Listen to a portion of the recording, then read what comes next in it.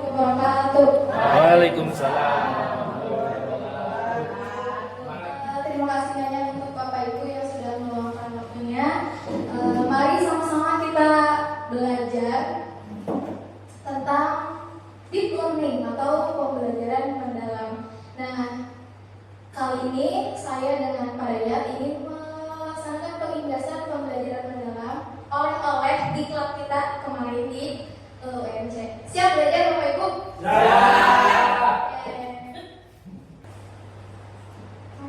Tapi sebelum kita kenal lebih dalam ke apa itu pembelajaran mendalam, ternyata kita harus kenal dulu nih dengan yang namanya pola pikir bertumbuh atau growth mindset. Betul Miss? Begitu pengucapannya? Iya betul. Apa sih pentingnya pola pikir bertumbuh untuk kita sebagai seorang pendidik dalam nantinya penerapan pembelajaran dalam kelas? Penting nggak kira-kira? Penting. Coba kita simak penjelasan berikut.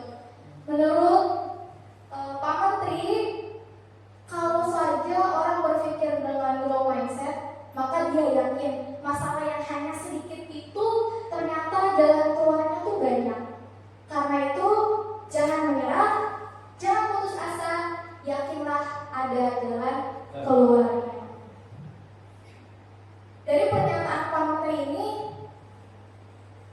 sebelum lebih jauh kenal PPB ya, kita sebutnya pola pikir bertumbuh PPB. Sebelum lebih jauh kita kenal dengan PPB, rasa-rasanya kalau kita dengar ungkapan Pak Menteri ini penting, betapa pentingnya PPB dalam kehidupan sehari-hari. Bagaimana caranya kita keluar dari banyaknya masalah yang dihadapi. Apakah selama ini kita nggak pernah ketemu masalah? Pasti ya. Masalah, tantangan, rintangan itu pasti akan kita hadapi dalam kehidupan kita. Maka pentingnya growth mindset yang harus kita miliki dalam diri kita untuk meyakini bahwa jalan keluarnya itu banyak. Nah, konsep pola pikir bertumbuh. Ternyata Bapak Ibu, pola pikir itu adalah segalanya. Karena pola pikir menghasilkan, mendikte sebuah tindakan yang kemudian akan menentukan hasil yang kita peroleh. Betapa pola pikir itu adalah pokok dari segalanya. Ketika kita berpikir positif, maka tubuh kita akan merespon positif, akan menghasilkan tindakan-tindakan yang positif. Sehingga kalau kita tindakan yang positif, hasilnya positif juga, pasti baik juga. Tapi kalau misalnya kita udah mau bisa gimana, saya yakin saya nggak bisa, maka bagaimana respon tubuh kita Bapak Ibu? Tindakannya tidak akan ada, diam di tempat, diam. Kemudian kalau kita sudah pikirnya negatif, tidak akan menghasilkan tindakan apapun dan hasilnya nihil, tidak ada hasil, nol. Betul. Kita lanjut. Nah, kalau kita lihat segitiga ini, ternyata pola pikir itu lebih penting dari sebuah keterampilan. Bukan berarti orang itu dia mah terampil, dia mah pinter, pasti bisa gitu ya. Saya mah nggak terampil, saya nggak akan bisa. Nah, itu adalah pola pikir yang salah. Ternyata pola pikir itu akar dari segalanya. Pola pikir merupakan cara bagaimana kita melihat dan bagaimana cara kita berpikir saat kita menghadapi suatu masalah. Yang kemudian pola pikir ini akan menghasilkan keterampilan dan alat.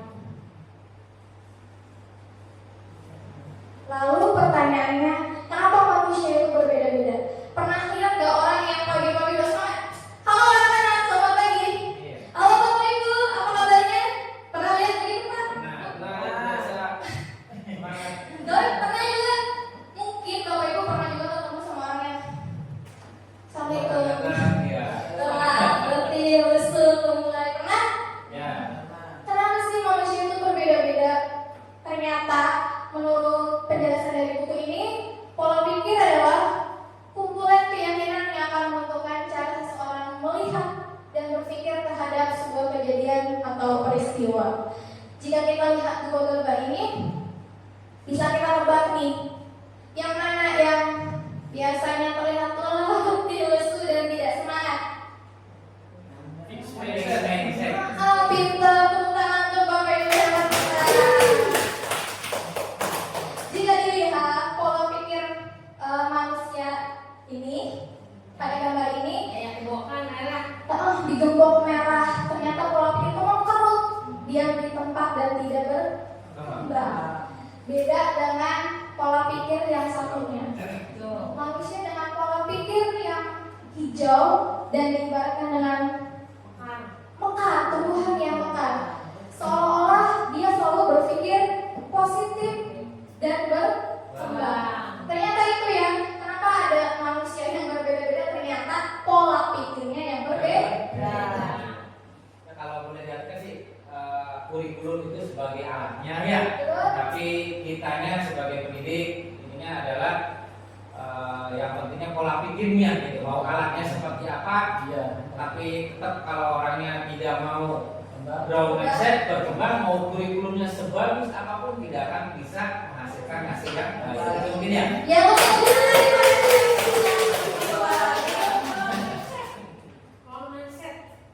Grow. nah, pola pikir tetap versus pola pikir bertumbuh. Tadi ya, yang PPT yang diam di tempat tidak ada pemikiran positif. Kalau yang bertumbuh itu yang selalu positif dan mau berubah, mau berkembang. Kita lihat ketika kita hidup pasti kita akan mendapatkan ini, Bapak Ibu. Challenge, betul? Tantangan. Pernahkah mendapatkan tantangan dalam hidup? Pasti. Kemudian kita pasti akan ketemu obstacle, rintangan. Kemudian ada juga effort, usaha. Kritik. Pernah nggak kita sebagai pendidik dapat kritikan? Sering ya, kita sering dapat kritikan. Dari anak, Dari orang tua, dari anak. Kemudian sukses others, kita pernah melihat bahwa kenapa sih kok orang lain tuh lebih sukses daripada kita. Pernah kita menghadapi semua ini, Bapak Ibu. Nah, kita lihat bagaimana suara-suara PPT dan suara-suara PPD dalam kita menghadapi semua hal yang datang pada hidup kita. Orang dengan PPT ketika menghadapi tantangan, dia akan menghindar. Saya nggak mungkin bisa, saya pasti nggak bisa, saya nggak mau. Saya menyerah aja, padahal dia belum berusaha. Tapi orang dengan PPP, dia akan menerima. Oke, saya pasti bisa menyelesaikan ini. Saya pasti jadi pemenangnya. Ketika menghadapi rintangan, orang dengan PPP akan menyerah. Nggak mungkin menang lah, udah saya mah cuma nggak usah berusaha juga, pasrah, betul Bu Haji. Tapi orang dengan PPP dia akan bertahan, yakin bahwa rintangannya akan terselesaikan. Ketika usaha yang setelah kita lakukan, orang dengan PPT akan merasa bahwa semuanya akan sia-sia, nggak akan ada hasil untuk saya karena saya tidak bisa. Tapi orang dengan PPP dia akan merasa bahwa ini adalah peluang yang besar untuk saya dapat berkembang. Ketika ada kritik, misalnya kita dikritik orang tua, kita bilang, ini orang tua ini kayaknya mau nyerang saya nih, saya terancam nih sama dia nih, gitu ya. Kita kadang merasa bahwa kritik itu ingin membunuh kita, gitu ya, serang menyerang kita. Padahal jika kita berpikir positif, orang dengan PPB akan merasa bahwa itu adalah informasi penting untuk kita agar kita bisa memperbaiki diri kita. Dan ketika kita melihat orang lain lebih sukses dari kita, orang dengan PPT akan merasa itu ancaman. Wah, ini orang baru kok pintar sih. Nih saya bisa terancam di posisi ini, ya kan? Posisi aman kita akan terancam. Padahal jika kita mau berpikir dengan PPP, maka kita akan merasa bahwa orang tersebut adalah inspirasi bagi saya. Gimana caranya? Kita collect ya. Saya cari informasi lebih banyak dari orang yang lebih sukses itu agar kita juga ketularan sukses. Jadi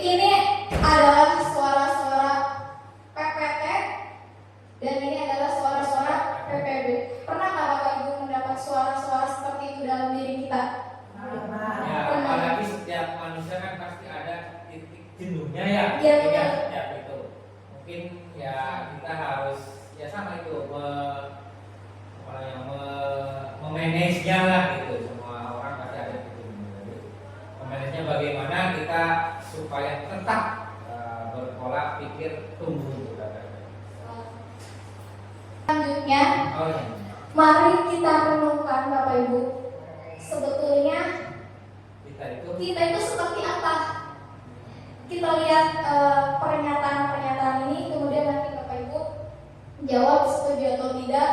Tanyakan pada diri kita sendiri, kita tuh sebetulnya seperti apa sih?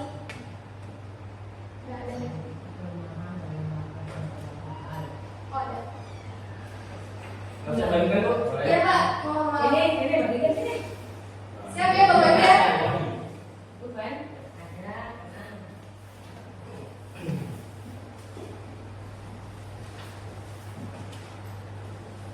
Mari kita renungkan bersama-sama apa yang selama ini ada dalam diri kita.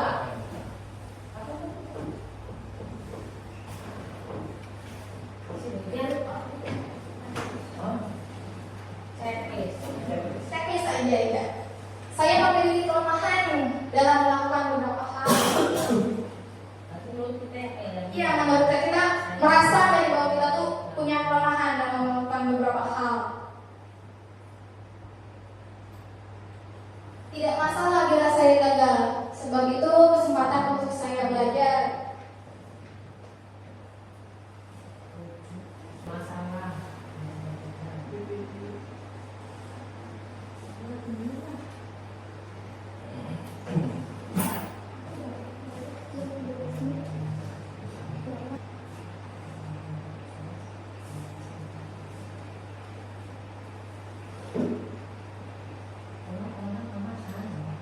Ya, kamu tanya diri sendiri aja, nggak perlu dengan ini hanya jadi sebahan renungan aja. Ini nanti soal A.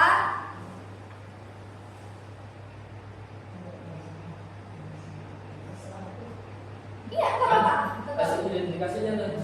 Nanti identifikasinya soal A itu nomor ganjil, Ya. soal B itu nomor genap ya. Soal B itu nomor genap. Jadi biar lebih mudah hitung-hitungnya, dilingkari aja dulu yang apa tuh? Yang ini yang Ini menentukan ini. Iya. Itu cara menentukan ini pola pikirnya. Cara menghitungnya. cara menghitungnya. Ini nomor ininya dilingkari dulu yang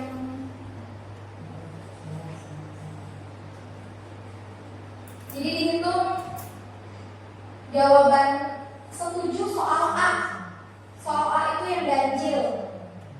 Soal A setujunya ada berapa? Yang ganjil dilingkari itu yang iya.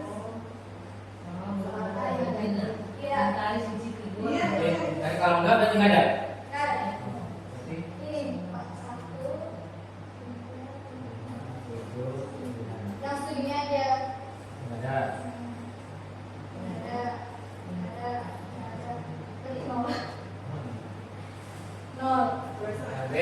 Yang B setujunya ada berapa? 5. Udah? 1, 5, 9. Nah, yang betulnya ada berapa? Yang setujunya ada berapa? Ya, itu. Nah, kemudian di ini hasilnya itu apa? Apakah A lebih besar dari B? Ataukah B lebih besar dari A? Atau sama? 1, 3, 5. 7A.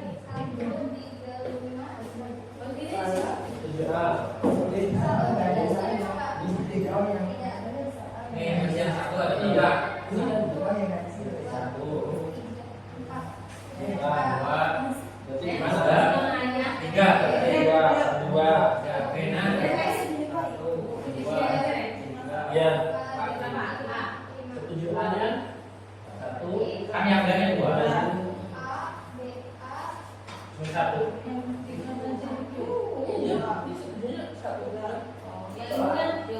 B-nya berapa ini? 2, 3, 4. Sudah bukan? Nah, kemudian hasilnya gimana? Apakah A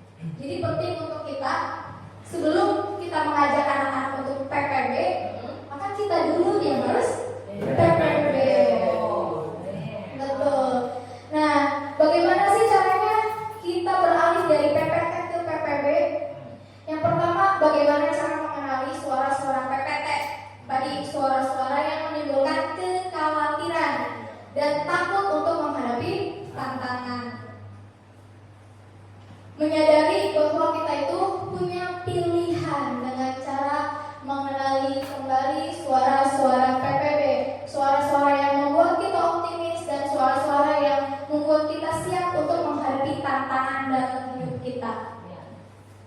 Yang selanjutnya, maka kita akan melaksanakan aksi kita sesuai dengan suara PPB tadi. Kalau pola pikirnya sudah bertumbuh, kita melakukan tindakan yang sesuai dengan PPB tadi. Nah, prosedur intervensi pola pikir. Saat kita melihat ada murid yang mau menyerah, maka kita segera didorong dia untuk mencoba lagi.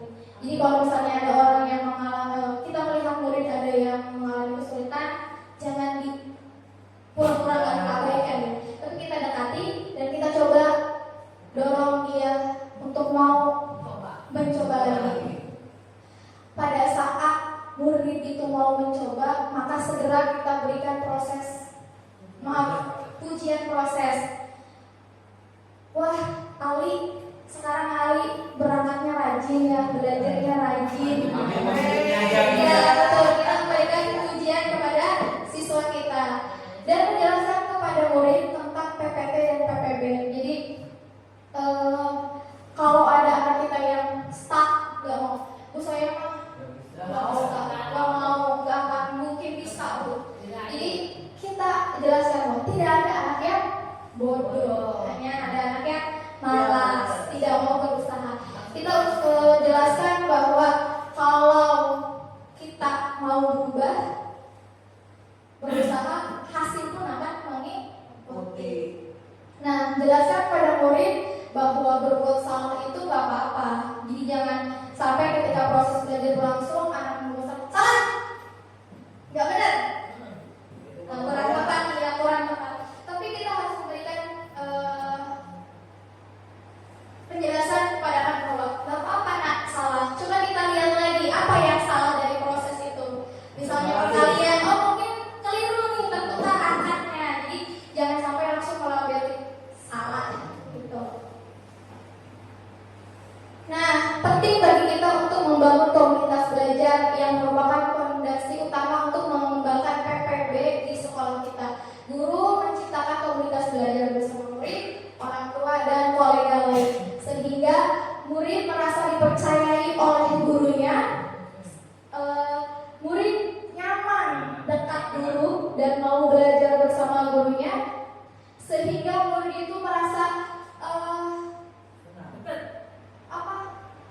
menyadari pentingnya nilai yang dia dapat. Nilai yang dia dapat itu ternyata tidak lebih penting dari proses yang sudah dia lalui. Bu, ternyata saya bisa loh. Betul kata itu kemarin, saya cuma keliru, saya nggak bodoh. Ternyata saya bisa loh sekarang. Begitu. Sehingga sebagai seorang pendidik kita mampu mengantarkan murid-murid kita menjadi murid-murid yang berprestasi di bidangnya. Pujian proses, pujian pribadi versus pujian proses. Tadi ya sudah dibahas bahwa cara guru memberikan pujian atau kritik pada siswa itu sangat berpengaruh pada tipe pola pikir yang terbentuk pada siswa. Kalau kita salah, anak gimana? Mau coba lagi nggak kira-kira? Dia tahu dia nggak akan mau coba lagi. Tapi ketika kita merubah bahasa kita untuk merayu dia untuk mencoba lagi, maka pola pikir dia juga akan berubah. Nah, kamu pintar, wah Ali pintar ya. Itu merupakan pujian pribadi. Betul, tepuk tangan, berarti pintar. Kamu pasti sudah bekerja keras. Wah, Abaim di rumah sudah kerja keras ya. Hasil pembuatan kubusnya bagus gitu.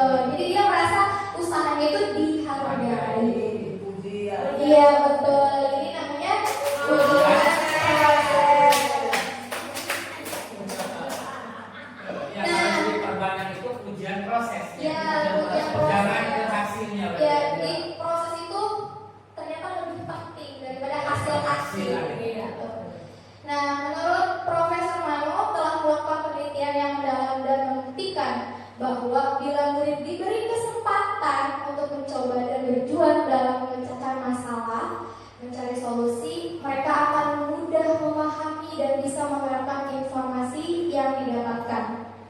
Dan inilah prinsip PPB. Pentingnya PPB yang akan kita terapkan di kelas kita. Setuju Bapak Ibu? Setuju. Jadi sudah siap untuk merubah PPT jadi PPB? Siap, luar biasa. Nah, perpindahan dari surface learning, growth mindset, dan deep learning. Berpindah dari zona nyaman yang harus melewati zona ketakutan agar bisa masuk ke dalam deep learning, yaitu zona pembelajaran. Oleh karena itu, growth mindset atau PPB dibutuhkan agar dapat menghilangkan rasa takut anak untuk menghadapi hambatan dan tantangan tadi. Saya nggak bisa mengatakan Bu, percuma nggak usah usaha. Ketika kita bilang ini salah, maka dia pasti tidak akan mau berubah. Tapi ketika kita mau merubah murid dari PPT ke PPB, insya Allah dia mampu keluar dari zona nyamannya. Itu ya, berarti penting nggak PPB untuk deep learning? Siap Bapak Ibu? Oke, sekian pembahasan dari saya. Kurang lebihnya mohon maaf. Wassalamualaikum warahmatullahi wabarakatuh. Luar biasa, sekali lagi tepuk tangan untuk Bu Resa. Penjelasannya sangat luar biasa sekali. Jadi sedikit mengulas kembali tadi tentang PPT dan PPB yang sudah Bu Resa sampaikan, bahwasanya pola pikir itu mampu mendikte suatu tindakan, Bu Resa, sehingga dari tindakan tadi mempengaruhi hasil yang diperoleh, ya Bu Resa. Jadi segala tindakan yang kita lakukan dan hasil yang kita dapatkan itu berasal dari pola pikir kita, mindset kita. Dan dalam pola pikir itu terdapat suara-suara, Bang Haji, bukan suara boeing, ya. Tapi suara PPT dan suara PPB, ya. Mau tetap Atau mau berkembang. Biasanya kalau suara-suara PPT itu lebih cenderung ke arah yang pesimis. Saya ini tidak bisa, saya ini khawatir, saya ini takut gagal, saya ini tidak berani mencoba, ya, saya ini tidak bisa. Dan biasanya lebih ke zona nyaman. Saya sudah seperti ini aja, sudah dapatkan zona nyaman. Itu juga termasuk ke dalam suara PPT. Kemudian yang kedua, suara PPB, yaitu pola pikir bertumbuh. Biasanya cenderung ke arah optimisme, arah keyakinan, yakin nih, saya ini pasti bisa, saya ini mampu untuk berusaha. Walaupun gagal, saya akan mencoba terus supaya berhasil. Itu suara PPB. Makanya penting bagi kita, ya, selaku pendidik untuk mengetahui, ya, suara PPB dan suara PPB, agar ketika suara PPB kita datang, kita mampu berbicara terhadap diri kita sendiri, untuk mengintervensi tentang suara PPB tadi. Untuk kita merubah, yuk kita bersama-sama merubah ke PPT, pola pikir bertumbuh. Contoh yang terjadi pada diri saya sendiri, waktu kemarin Pak Kepala memberikan tugas, saya besok diklat pembelajaran mendalam. Di situ suara PPT saya langsung muncul, Pak Haji. Suara PPT langsung muncul. Gak usah ikut ya, gak usah, pegel, males, jangan, ada bulanan, ada Bu Ija, yang lain masih banyak. Itu suara PPT. Tapi suara PPB saya mengatakan, gak apa-apa, belajar, semangat. Tadi juga masalah bisa, itu adalah kesempatan emas. Terus juga dapat transport. Itu juga termasuk motivasi. Suara PPB. Akhirnya, ya alhamdulillah saya berani mengikuti. Saya mencoba untuk berubah pola pikir, tetap ke pola pikir bertumbuh. Maka dari itu, faktor lingkungan juga tadi yang terakhir yang bisa sangat menentukan kolaborasi untuk menentukan perpindahan dari pola pikir tetap ke pola pikir bertumbuh. Makanya di sini saya berharap, saya meminta bimbingannya pada Pak Kepala untuk terus memotivasi kami, memotivasi guru-guru SD secara umum untuk untuk terus berkembang, meregulasi diri kita agar lebih baik lagi dari sebelumnya. Luar biasa, boleh tepuk tangan untuk mereka. Oke, selanjutnya kita masuk ke pembelajaran mendalam. Ini mendalam sekali pembelajaran mendalam. Tapi sebelumnya, Bapak Ibu sudah mengenal belum apa itu pembelajaran mendalam? Apa sih pembelajaran mendalam itu? Seperti apa? Bagaimana? Coba kita tuliskan refleksi awal tentang pembelajaran mendalam ini. Masya Allah. Silakan Bapak Ibu tuliskan apa sih yang Bapak Ibu ketahui tentang pembelajaran mendalam. Sebelum kita membahas lebih lanjut, sebelum kita belajar bersama mengenal apa tentang pembelajaran mendalam. Masih benar? Tidak. Silakan. Mama Haji tuliskan apa pembelajaran mendalam itu apa Mama Haji? Apa yang ada dalam pikiran Mama Haji? Karena kita kan belum belajar apa tentang pembelajaran mendalam. Ini refleksi awal ya. Tulis aja.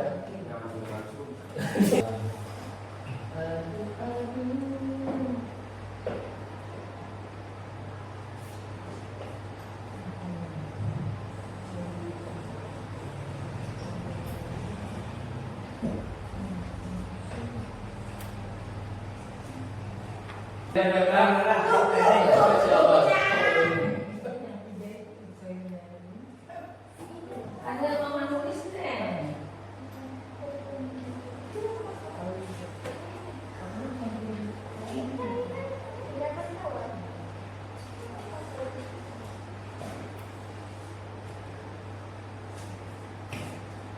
Akhirnya mama Kasih nama nggak? Bentar. isi juga. Ya silakan boleh ditempelkan kepala di sini. Oke.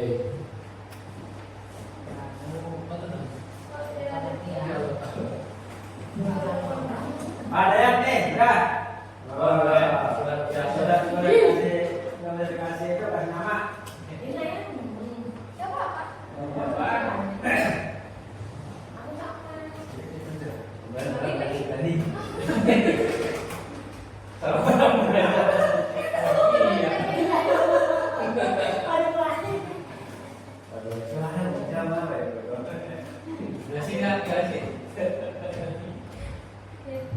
Oh, jadi ada kenapa ada yang nempel? Kenapa yang mau iba?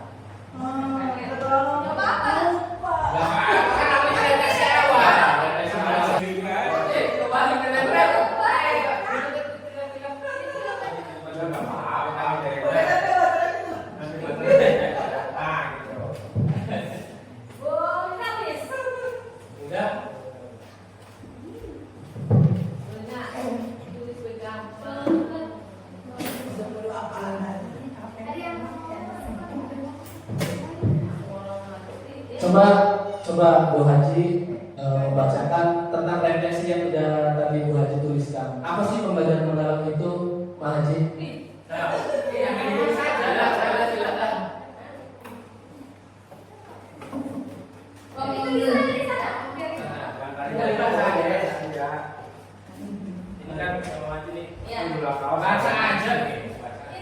Pembelajaran mendalam adalah kurikulum baru. Ya.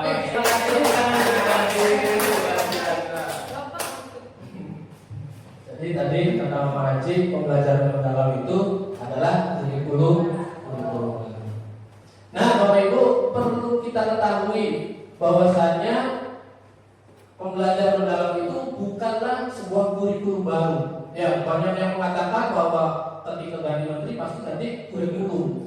Namun pada saat ini faktanya, kenyataannya kurikulum kita tidak berganti, masih tetap kurikulum berbeda. Lalu apa pembelajaran mendalam ini? Pembelajaran mendalam ini merupakan pendekatan pedagogis, ya, suatu pendekatan yang menekankan pada transformasi proses pembelajaran. Ya, dulu ada yang namanya pendekatan CBSA, Ya, CBSA. Apa kan CBSA? Apa? CBSA. Cara belajar siswa aktif. Lalu ada pendekatan pakem. Terus pas waktu dari kuliah ada namanya pendekatan paikem. Nah, sekarang di kurikulum merdeka itu kita mengintegrasikannya dengan pendekatan pembelajaran mendalam. Apa itu pembelajaran mendalam? Pembelajaran mendalam merupakan pendekatan yang memuliakan dengan menekankan pada penciptaan suasana belajar dan proses pembelajaran berkesadaran, bermakna, dan menggembirakan melalui olah pikir, olah hati, olah rasa, dan olahraga secara holistik dan terpadu. Nah, memuliakan ini dalam penerapan pembelajaran mendalam, semua pihak yang terlibat saling menghargai dan menghormati dengan mempertimbangkan potensi, martabat, dan nilai-nilai kemanusiaan. Jadi dalam pembelajaran mendalam ini, prinsip belajarnya yaitu berkesadaran, bermakna, menggembirakan. Berkesadaran di sini dalam arti mendalam yaitu guru dan siswa itu hadir dalam proses pembelajaran secara menyeluruh dan utuh, dan dia tuh sadar bahwa sedang belajar. Contohnya Bu Ija pada saat ini, Bu Ija sadar kita sedang melakukan pembelajaran mendalam dan sadar bahwa yang dilakukannya itu bisa mengembangkan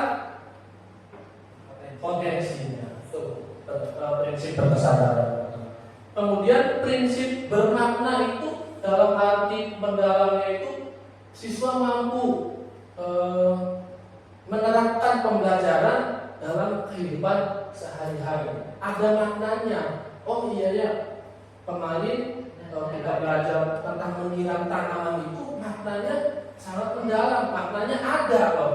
Oh kemarin waktu Gunawan menjelaskan tentang pecahan, maknanya ada bahwa kita ketika membagi sesuatu itu harus dengan adil. Itu maknanya. Ya. Kemudian yang ketiga prinsip menggembirakan. Menggembirakan dalam arti menyenangkan. Ya. Kemudian tidak hanya kita ceria, tidak hanya kita nyanyi-nyanyi, tidak hanya kita breathing, ya itu memang benar. Tapi dalam arti mendalam yang lebih mendalam lagi, prinsip menggembirakan itu bagaimana guru menghadirkan kesan dalam proses pembelajaran tersebut.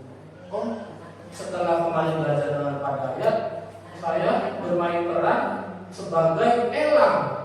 Ya, saya memakan bukijak ular. Nah, kesannya ini loh yang dimaksud mendalam tentang menggembirakan. Kemudian dari tiga prinsip pembelajaran ini diintegrasikan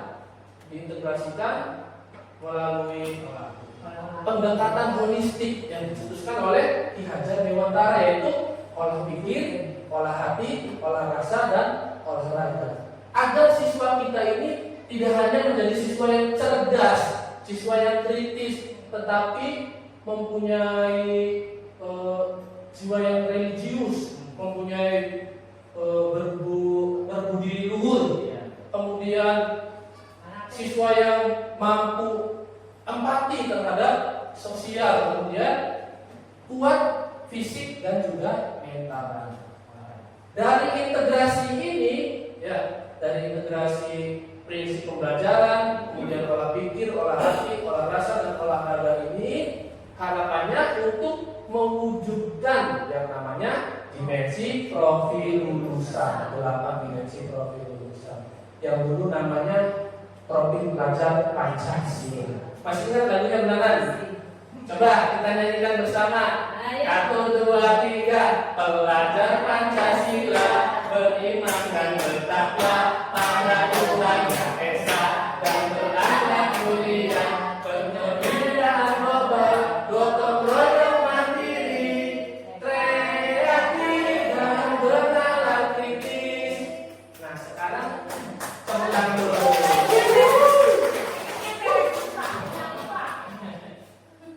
Dari 6 profil tadi ditambahkan juga menjadi profil lulusan atau dimensi profil lulusan, menambahkan kesehatan dan komunikasi. Ya. Oke, selanjutnya pembelajaran mendalam. Prinsip pembelajaran mendalam yang pertama ada berkesadaran. Jadi pengalaman belajar peserta didik yang diperoleh ketika mereka memiliki kesadaran untuk menjadi pembelajar yang aktif dan mampu meregulasi diri. Jadi peserta didik ini memahami tujuan pembelajaran, merasa termotivasi secara intrinsik untuk belajar, serta aktif mengembangkan strategi belajar untuk mencapai tujuan. Bahwa peserta didik ini benar-benar sadar, saya itu lagi belajar. Ya, dengan belajar ini, saya ini pasti akan mendapatkan ilmu. Dari ilmu ini kita bisa diterapkannya dalam kehidupan sehari-hari, sehingga dalam proses pembelajaran tadi bukan hanya sekedar menghafal, bukan hanya ilmu yang didapat, tapi kebermaknaannya dalam kehidupan sehari-hari kita bisa menerapkan pembelajaran tersebut. Kemudian prinsip yang kedua yaitu bermakna. Peserta didik dapat merasakan manfaat dan relevansi dari hal-hal yang dipelajari untuk kehidupan. Peserta didik mampu mengkonstruksi pengetahuan baru, membangun pengetahuan baru berdasarkan pengetahuan lama, dan menerapkan pengetahuannya dalam kehidupan nyata atau kehidupan sehari-hari. Prinsip yang ketiga yaitu menggembirakan. Pembelajaran yang menggembirakan merupakan suasana belajar yang positif, menyenangkan, menantang, dan memotivasi. Peserta didik merasa dihargai atas keterlibatan dan kontribusinya pada proses pembelajaran. Dalam porsi yang lebih luasnya, yang lebih mendalamnya, menurut saya prinsip menggembirakan itu yang tadi, bagaimana guru menghadirkan kesan belajar yang baik yang bisa dirasakan oleh peserta didik. Nah, sekarang pembelajaran mendalam. Tadi ada olah pikir, olah hati, olah rasa, dan olah raga. Olah pikir ini merupakan proses pendidikan yang berfokus pada pengasah akal budi dan kemampuan kognitif, seperti kemampuan untuk memahami, menganalisa, dan memecahkan suatu masalah.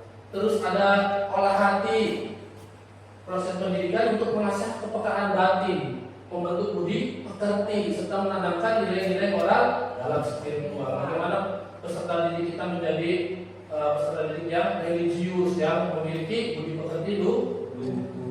Kemudian olah rasa sebagai proses pendidikan yang bertujuan untuk mengembangkan kepekaan, estetika, empati terhadap sesama, kemudian menumbuhkan jiwa sosialnya, dan saling menghargai keindahan serta hubungan antar manusia.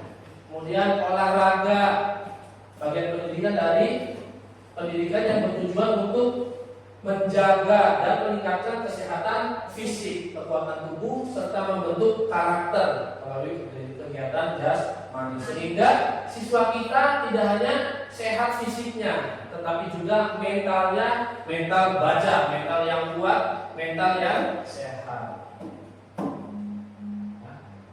Nah, ini kerangka pembelajaran mendalam, kerangkanya.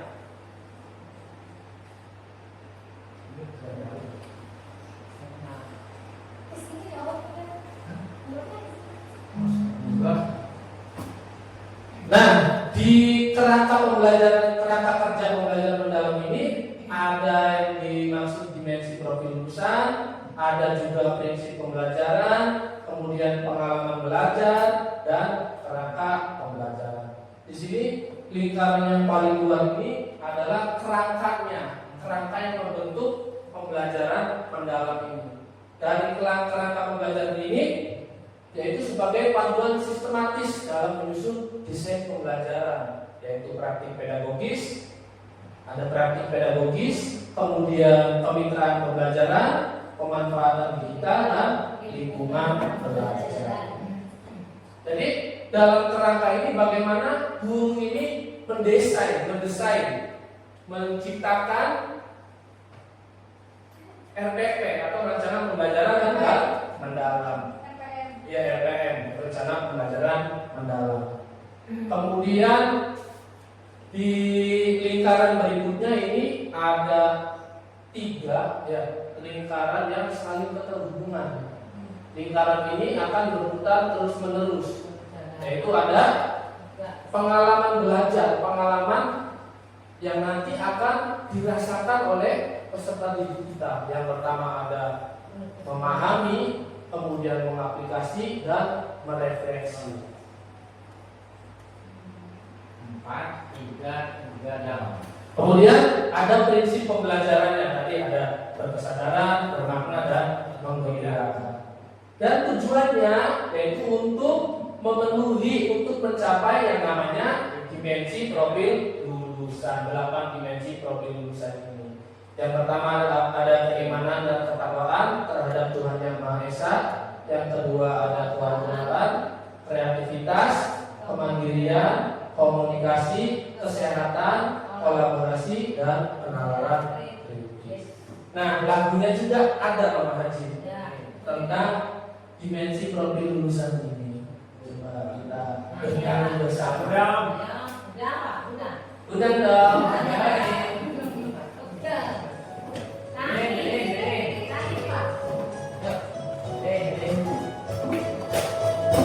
Lagu Bapak di versi profil lulusan ada bapakku. Lebih lama. Ada Pak.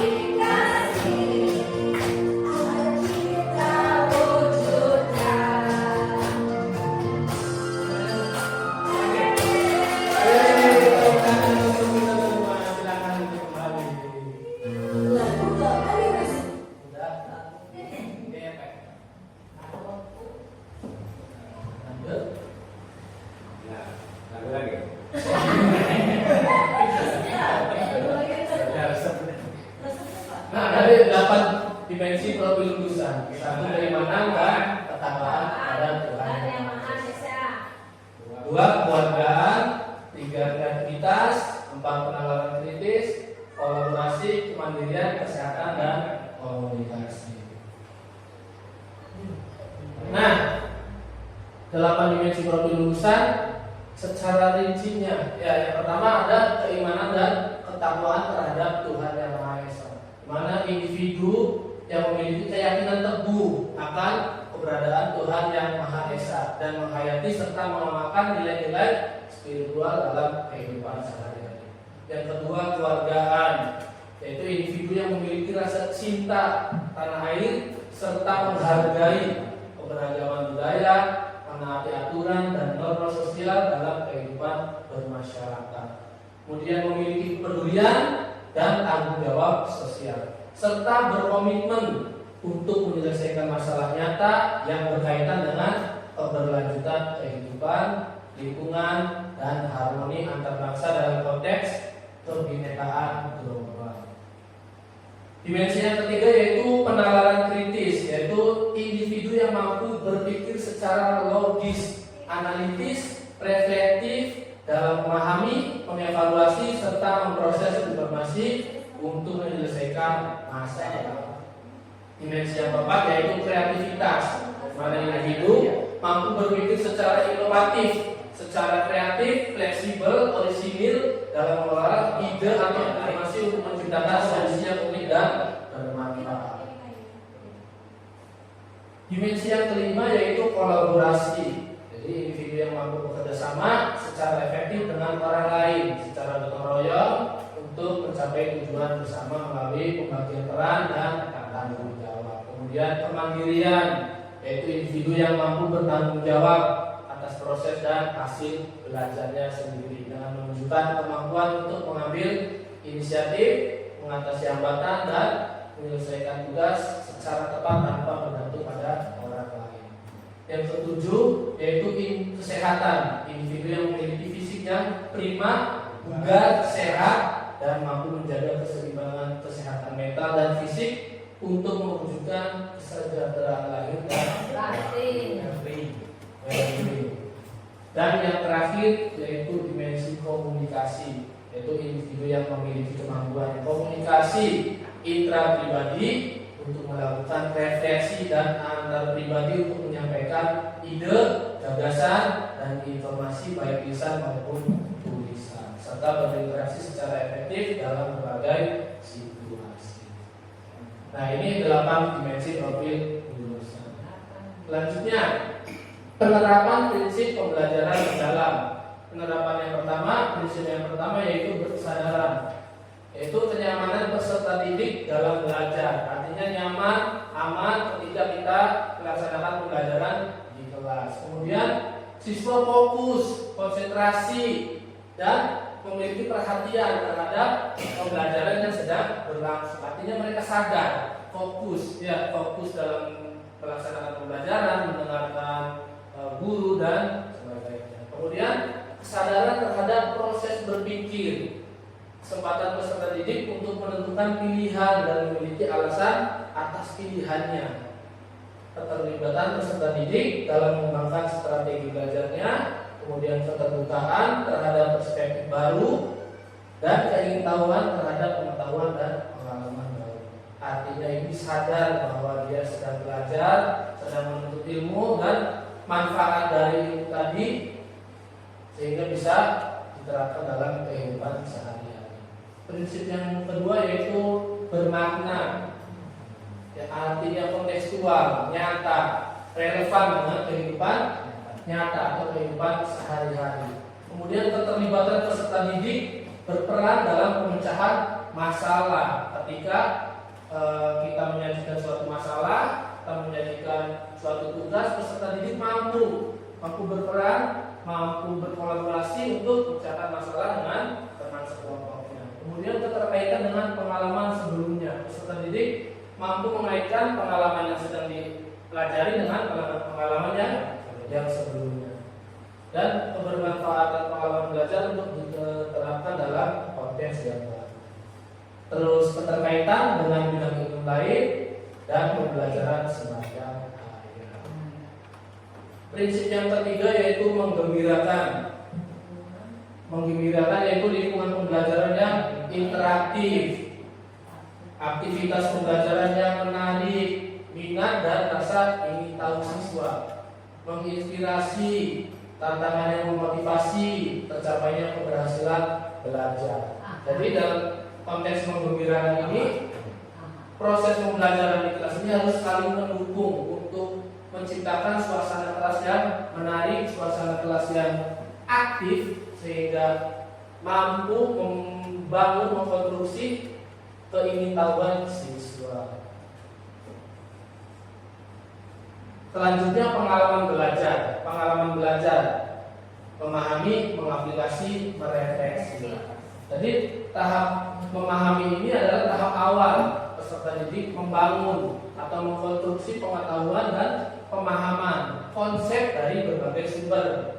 Pengetahuan di fase ini mencakup pengetahuan yang sosial, aplikatif, serta nilai dan karakter. Dari tahap memahami ini, peserta didik awalnya membangun, mengkonstruksi pengetahuan yang sedang mereka pelajari dari berbagai konsep, dari berbagai sumber. Kemudian setelah paham apa yang mereka pelajari, ilmu yang didapatkan paham, selanjutnya mengaplikasikan menerapkannya. Bagaimana peserta didik ini mengaplikasikan atau menggunakan pengetahuan mereka secara nyata, secara kontekstual yang diperoleh melalui pendalaman pengetahuan. Contohnya tadi, siswa sudah paham. Setelah paham, kita bentuk suatu kelompok. Kemudian kita buat pemecahan masalah. Dari pemahaman tadi yang sudah siswa pahami, mereka mengaplikasikan, menerapkannya dalam pemecahan masalah tersebut. Dan yang ketiga, pengalaman merefleksi. Proses di mana peserta didik mengevaluasi dan memaknai tindakan nyata yang telah dilakukan, melibatkan regulasi diri termasuk perencanaan. Setelah tadi diterapkan, presentasikan, lalu peserta didik atau siswa ini merefleksikan apa nih yang tadi kurang terhadap diri saya, apa nih yang tadi belum saya pahami. Kemudian kita balik lagi memahami kembali apa yang tadi belum dipahami. Setelah memahami, mengaplikasikan lagi. Setelah diterapkan, ada yang kurang, kita refleksikan lagi, kita evaluasi dan balik lagi ke memahami. Karena ini pengalaman belajar ini saling keterhubungan, saling keterkaitan. Jadi dalam pengalaman belajar ini, yang pertama memahami dulu. Tidak bisa langsung mengaplikasikan karena siswa tidak tahu, belum tahu apa yang mereka pelajari, pengetahuan apa yang mereka dapat, belum tahu. Tiba-tiba, ayo kita praktek. Tiba-tiba kita menerapkan apa yang mau kita terapkan karena kita belum tahu tentang materi yang sedang belajar. Jadi yang pertama memahami dulu. Kalau memahami kita mengaplikasikan, kemudian merefleksikan. Mungkin contohnya seperti penerapan pembelajaran fotosintesis misalnya ya fotosintesis ini perlu adanya cahaya matahari, perlu adanya tanah, yuk mengaplikasikan misalnya menanam pohon misalnya pohon apa misalnya pohon cabai, pohon apa. Nah, setelah diaplikasikan ternyata harus ditanam. Maka hasilnya ada yang berbeda-beda, ada yang cepat tumbuh, ada yang kurang. Nah, diaplikasikan apa nih? Berarti apa yang kurangnya? Apa dari namanya, daun cahaya matahari, terus memahami lagi, refleksi lagi gitu ya. Iya betul. Tepuk tangan dulu untuk Bapak Sarana. Dan yang terakhir yaitu kerangka pembelajaran. Yang pertama ada praktik pedagogis. Praktik pedagogis ini bagaimana guru mendesain, menciptakan suatu pembelajaran untuk mencapai tujuan belajar dan mencapai dimensi profil lulusan. Jadi praktik pedagogis ini contohnya bagaimana guru memilih CP, kemudian TP, kemudian turunkan KTP, lalu metode apa yang kita gunakan, sumber belajarnya dari mana, kemudian medianya apa yang akan kita gunakan. Nah, itu merupakan praktik pedagogisnya dalam merancang RPM, rencana pembelajaran mendalam. Kemudian yang kedua, kemitraan pembelajaran. Kemitraan pembelajaran membentuk hubungan yang dinamis antar guru, peserta didik, orang tua, komunitas, dan mitra profesional. Jadi kemitraan pembelajaran ini kolaborasi antar sekolah, misalnya guru dengan kepala sekolah, guru dengan guru, kemudian guru dengan siswa. Dalam pembelajaran sehari-hari kan kemitraan pembelajaran yang kita lakukan itu biasanya guru dengan siswa, siswa dengan siswa, itu kemitraan pembelajaran. Bisa juga kita kemitraan pembelajarannya di luar lingkungan sekolah. Kayak kemarin kita pernah mengundang orang tua siswa untuk senam. Itu kan kemitraan dari luar ya. Instrukturnya dari wali murid bisa. Kemudian bisa juga kemitraan pembelajarannya dari puskesmas, ya. Bisa dari dinas terkait, bisa juga dari lingkungan sekitar. Polisi juga seringnya ketika awal tahun pembelajaran biasanya polisi. Kemitraan pembelajaran itu termasuk ke dalam kemitraan pembelajaran. Kemudian kerangka yang ketiga yaitu lingkungan pembelajaran. Lingkungan pembelajaran ini menekankan integrasi antar ruang fisik, ruang virtual, dan budaya belajar untuk mendukung pembelajaran mendalam. ruang fisik dan virtual dirancang fleksibel sebagai tempat yang mendorong kolaborasi, refleksi, eksplorasi dan berbagai ide sehingga dapat mengakomodasi berbagai gaya belajar peserta didik dengan optimal. Lingkungan belajar yang pertama yaitu ruang fisik. Tentu ruangan yang ada, kayak bangunan, kayak ruang kelas, bisa juga kita belajar di perpustakaan, laboratorium, di lingkungan sekitar, itu termasuk ke dalam ruang fisik. Bisa juga lingkungan belajarnya ruang virtual, kita menggunakan Zoom misalkan, Google Meet ya Pak, atau yang sekarang sedang kita laksanakan di LSM. LMS sudah. LSM mah 20.000.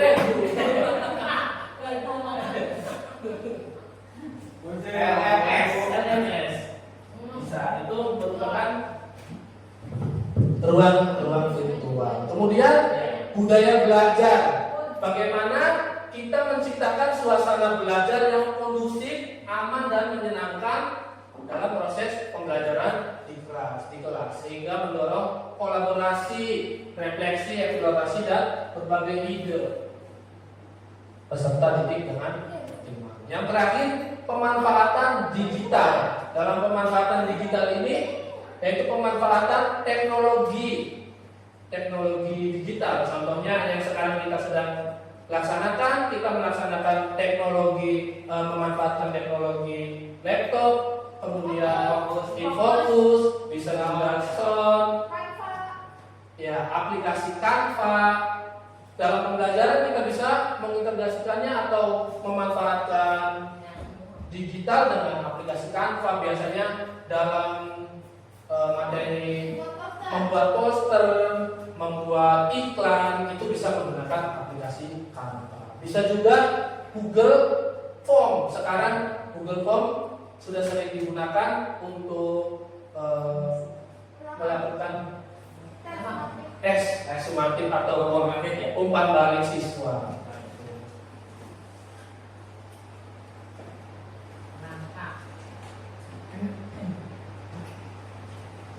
Nah, yang terakhir peran guru dalam pembelajaran yaitu menyusun pembelajaran yang kontekstual, pembelajaran yang nyata dan kolaboratif. Kemudian menjadi fasilitator dalam proses berpikir kritis dan reflektif. Dan yang terakhir menumbuhkan lingkungan belajar yang inspiratif dan aman. Nah, pembelajaran mendalam sama dengan masa depan berkualitas, yaitu menguatkan karakter, meningkatkan kompetensi, membentuk lulusan berdaya saing global dan berakar pada nilai luhur. Nah, mungkin itu saja materi yang saya sampaikan. Selanjutnya Cek Reza akan kembali menjelaskan tentang asesmen dalam pembelajaran mendalam. Ya, asesmen itu adalah penilaian. Bismillahirrahmanirrahim. Lanjut lagi Bapak Ibu, semangat. Semangat. Yang akhir ini yang sebenarnya sudah sering kita laksanakan ya, asesmen dalam pembelajaran mendalam. Tadi Bu Haji udah langsung jawab penilaian. Tuh. Hal yang sering kita laksanakan di kelas.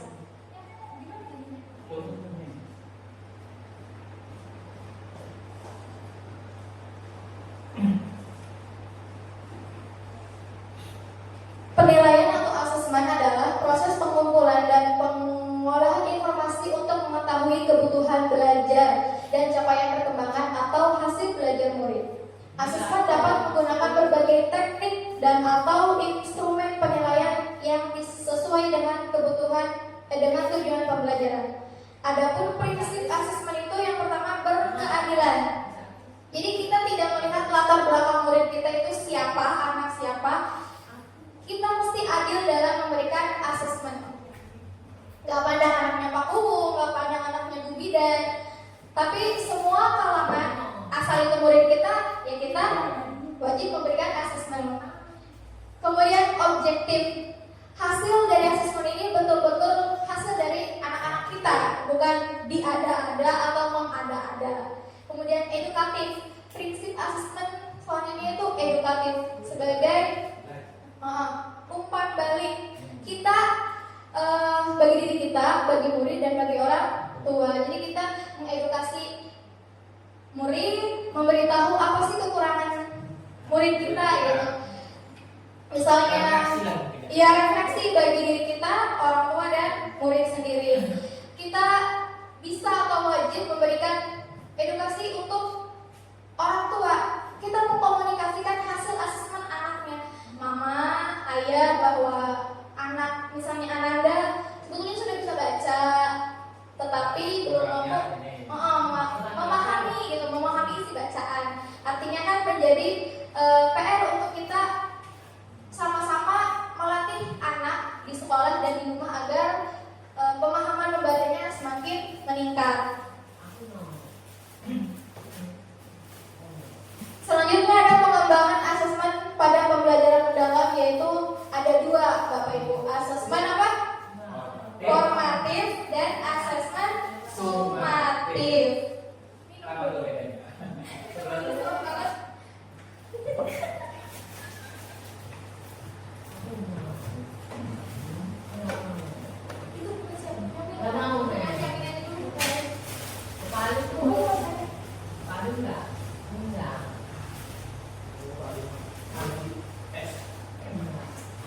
Kalau kemarin kan kita pada awal kurikulum Merdeka ada berapa asesmennya?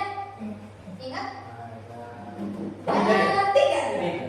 Diagnostik, formatif, sumatif. Tapi dalam diagnostik itu awal ya, formatif pada proses dan sumatif pada akhir. Nah, pada deep learning ini ada 2, formatif dan sumatif. Formatif perlu dikuatkan untuk memberikan umpan balik selama proses pembelajaran berlangsung, dilakukan secara bertahap dan berkelanjutan untuk dapat mencapai level pembelajaran mendalam dengan mempertimbangkan 3 prinsip PR. Tadi apa prinsip PR?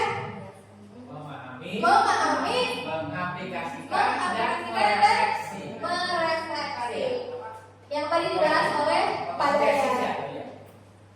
Kemudian asesmen sumatif dilaksanakan untuk mengetahui capaian pembelajaran secara menyeluruh pada jenjang pendidikan dasar dan menengah. Asesmen ini biasanya bertujuan untuk menilai pencapaian hasil belajar murid sebagai penentuan kenaikan kelas atau kelulusan. Kalau kita lihat gambarnya, asesmen formatif itu dilaksanakan selama proses pembelajaran. Misalnya presentasi anak, kita lihat rubrik penilaian, bagaimana nih anak aktif nggak di kelas, anak tersebut mampu nggak merefleksi atau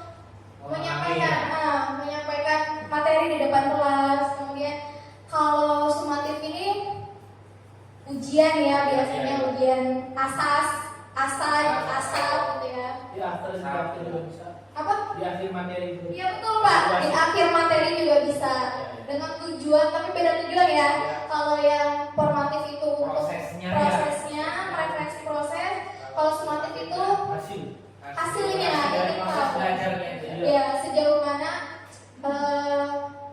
capaian pembelajaran anak itu bisa tercapai. Misalnya itu yang soal-soal di akhir pembelajaran atau di akhir jenjang seperti ujian.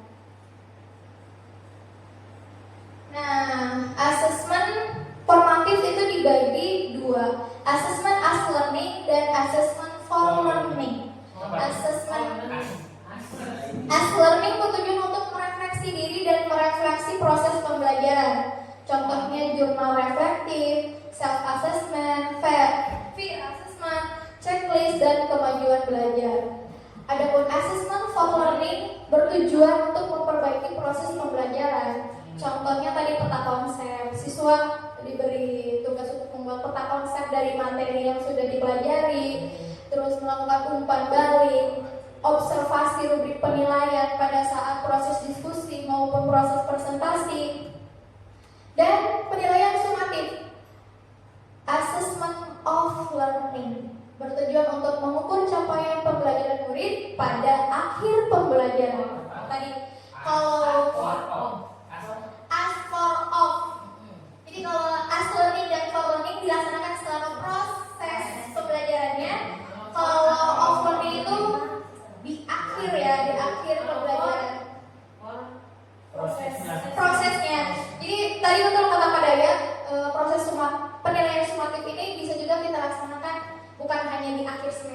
bukan hanya di akhir jenjang, tapi juga di akhir pembelajaran. Misalnya soal evaluasi, yang hasil itu kan untuk mengukur capaian pembelajaran murid. Tapi kalau as learning dan formal learning sebagai refleksi diri kita, diri murid, dan umpan balik perbaikan proses pembelajaran. Misalnya apa nih yang kurang? Loh, kok pada saat kita melakukan penilaian pada rubrik penilaian, kok diskusi kelas ternyata yang aktif hanya beberapa ya? Kok yang berani tampil di depan hanya apa nih yang salah? Apakah metodenya? Apakah model pembelajarannya? Kalau asesmen for learning lebih mengedepankan untuk gurunya gitu ya, Iya, untuk gurunya. memperbaiki pada saat proses pembelajaran Betul, ini. Pak. Tapi kalau sumatif biasanya hasil akhirnya nilai. Misalkan nih kita kasih nilai, kita kasih soal 10. Ya. Si anak nih kita ukur nih seberapa dalam dia memahami capaian pembelajarannya. Misalnya nilai akhirnya dia dapat 70, 80, 90 atau nilai sempurna atau 60, ternyata dia belum tuntas. Jadi seperti kita hasil akhirnya itu nilai. Contohnya bisa tes lisan, tes tulis, laporan, proyek ataupun portofolio. Nah, ada pun contoh teknik umpan balik. Yang pertama klarifikasi. Ajukan pertanyaan klarifikasi, kemudian berikan komentar atau nilai, berikan juga perhatian jika ada hal yang kurang sesuai atau kurang lengkap dan menjadi perhatian kita, dan berikan saran untuk pengembangan. Dan yang terakhir adalah kita harus memberikan tadi apresiasi, pujian kepada murid-murid kita. Yang sering terlupakan Ya, apresiasi. Padahal apresiasi yang paling penting tadi ternyata kita setelah bahas PPB penting ya, ternyata kita memberikan apresiasi. dampaknya sangat besar ya. Betul, jadi bisa berubah pola pikir siswa kita. Pendidik memberikan umpan balik secara lisan dan tertulis dapat diberikan terkait dengan tugas maupun interaksi dengan peserta didik dalam pembelajaran. Jadi biasanya kita kalau udah pembelajaran tuh suka tanya jawab sama anak ya. Ya. Gimana nih? Apa yang sudah kalian pelajari? Apa yang menurut kalian Pahami atau pahami? Kegiatan apa yang kalian sukai? Kegiatan apa yang belum kalian pahami? itu berarti for learning kalau kayak gitu ya. For learning, betul, untuk umpan balik kita. Tapi jangan lupa untuk memberikan klarifikasi, nilai, perhatian, saran, dan yang paling penting adalah apresiasi pada murid kita. Nah, pembelajaran mendalam dalam taksonomi pembelajaran ranah kognitif. Kalau kita kan udah sering dengar ya taksonomi belum C1, C2, C3, C4, ya kan? Kemudian ada taksonomi Solo. Nah, PM ini gabungan. Ini belum ya kalau gitu ya. Ya, biasanya kan kita yang belum ya, biasanya kita dari zaman kuliah sampai kemarin Kurtilas, Umar, kita pakai taksonomi belum. Kemudian ada juga taksonomi Solo dan ternyata PM ini gabungan dari keduanya. Jika di taksonomi belum hanya mengingat, kemudian memahami, di PM jadilah memahami. Yang tiga tadi apa tuh? Memahami, mengaplikasi, refleksi, apa itu namanya? Pengalaman belajar. Nah, kalau di taksonomi belum menganalisis dan menerapkan, kalau di taksonomi Solonya namanya relasional, di PM-nya namanya mengaplikasi. Kemudian jika di taksonomi belum ada mencipta atau mengevaluasi, di taksonomi Solo ada berpikir abstrak yang mendalam, tapi dalam PM kita sebut berefleksi. Ada deskripsinya yaitu memahami, anak mengingat kembali, memiliki banyak ide dari pengetahuan yang sudah mereka dapatkan, kemudian diaplikasi, menghubungkan ide-ide yang sudah dia dapatkan, dan memperluas juga menerapkan idenya. Biasanya bisa dituangkan dalam proyek gitu ya.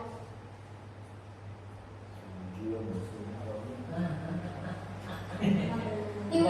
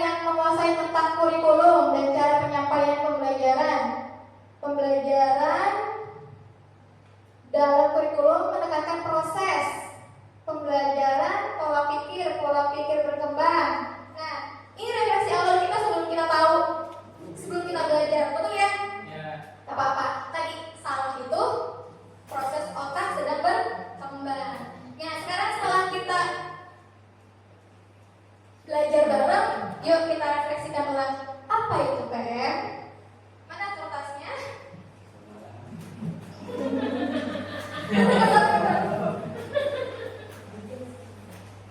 apa? Ini hijau. Oh, yang ada lemnya di bawah. Tulisnya ya. Pusing. Tuh. Apa ini, Pep?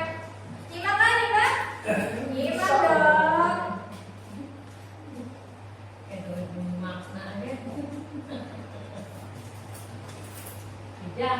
Oh, ada tuker. Yang lem di bawah.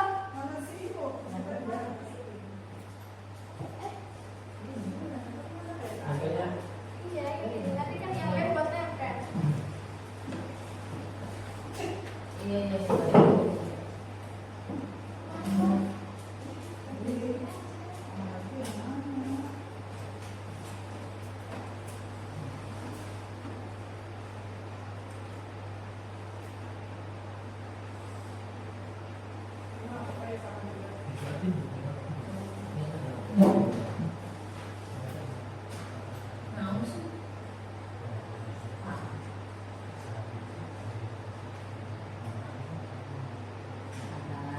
Berarti tadi kan mau ngaji, berarti apa? Kurikulum baru, ternyata kan bukan.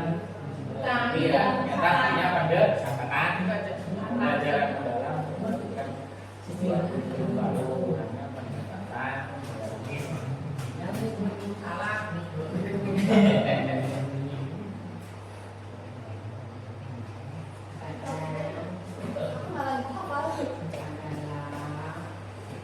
Malah apa ya, Pep itu? Ini ada UPM nih, UPM. Ya, UPM belum Pak? Belum tahu. Sama nih.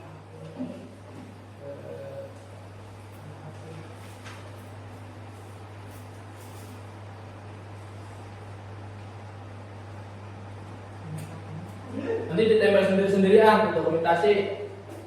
Ya udah Sa. Iya. UPM.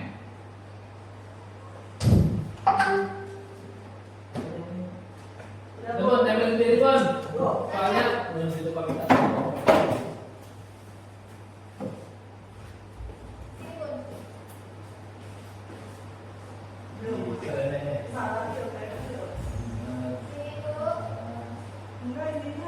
Sini, Bu. Kebalik balik.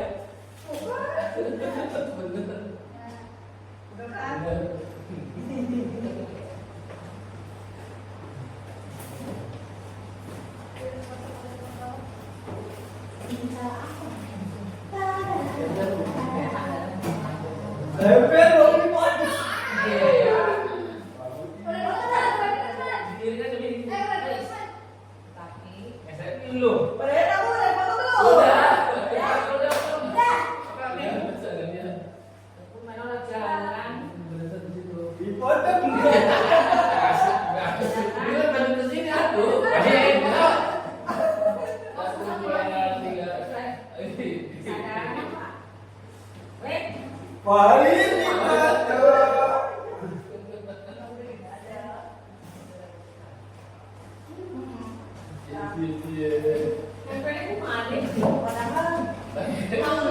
Pakai itu, pakai nasi.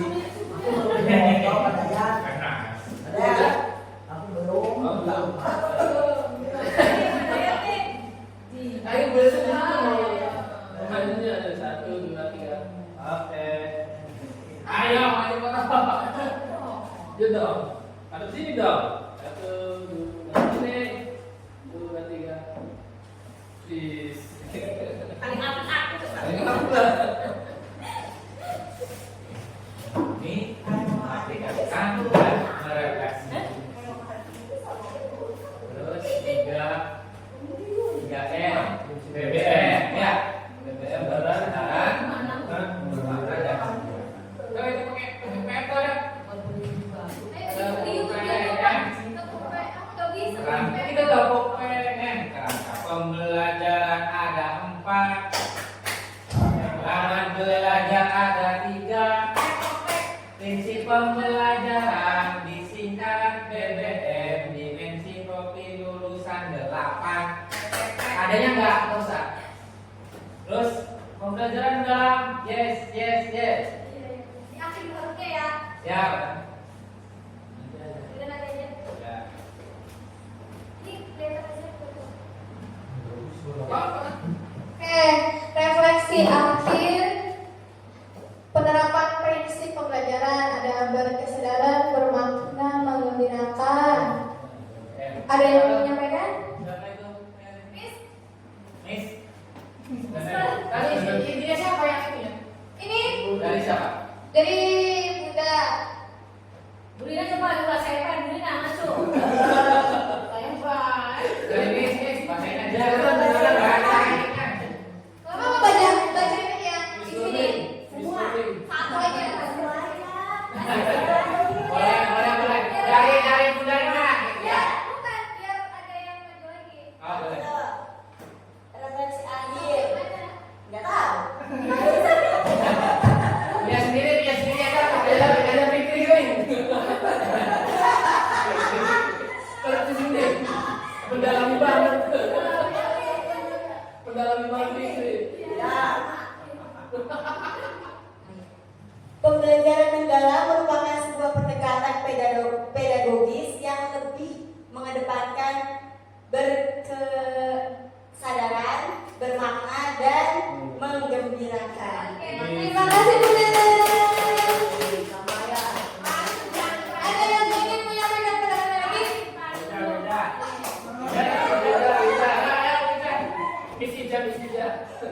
Ini sudah profesional nih.